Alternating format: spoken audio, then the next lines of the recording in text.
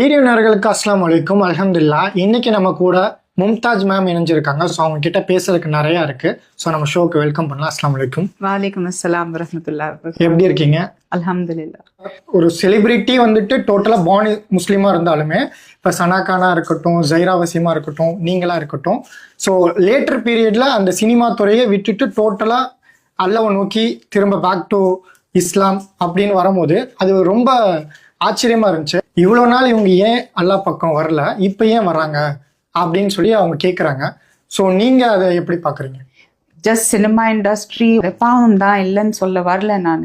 அது நம்மளோட ப்ரொஃபஷன் நினச்சிட்டு ஷைத்தான் உங்களுக்கு எப்படி ஃபூல் பண்ணுவாங்க. இது உங்கள் வேலை, நீங்கள் ஆனஸ்டாக உங்கள் வேலை செய்கிறீங்க, நீங்கள் ஒன்றும் தப்பு பண்ணல. அல்லாஹ் தான் இதை உங்களுக்கு சோர்ஸ் ஆஃப் இன்கம் கொடுத்துருக்காங்க. ஸோ நீங்கள் இதுதான் உங்கள் risk.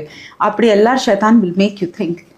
And lack of knowledge, இல்மோட கம்மி, இந்த மாதிரி எல்லா விஷயத்தினால you too get a bit carried away. கண்டிப்பாக with age, with maturity, or mainly Allah இப்போ ஹிதாயத் கொடுக்குறாரு.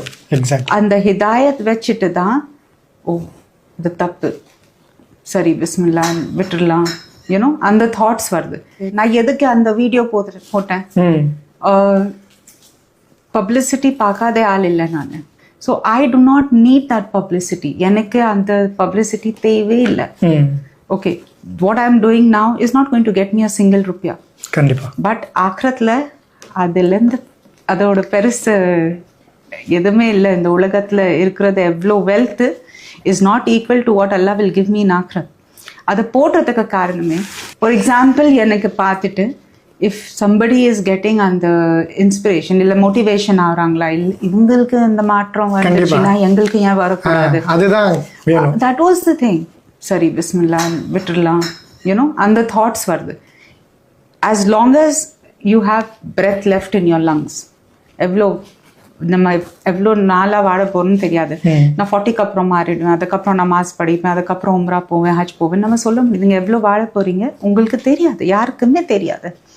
ஸோ அது மைண்ட் செட் வச்சுட்டு நம்ம ஒன்றுமே பண்ண முடியாது. I am just lucky. And my other sisters, நீங்கள் யாரோட பேர் எடுத்தீங்க, அவங்க எல்லாரும் ரொம்ப லக்கி தட் உயிர் இருக்கிற வரைக்கும் சாகிறதுக்கு முன்னாடி எல்லாம் ஹிதாயத் கொடுத்துட்டாங்க பேசிக்கலி.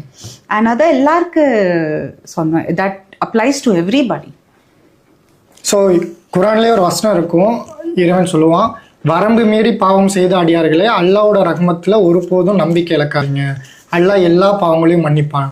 ஸோ அதுதான் நம்ம எல்லாருக்கும் சொல்ல வேண்டியதாக இருக்குது.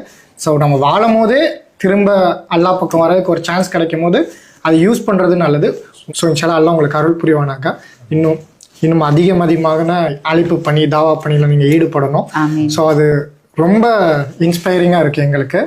ஸோ மறுமையில் இன்ஷால்லா ஜன்னத்துல் ஃபிர்தௌஸில் நீங்கள்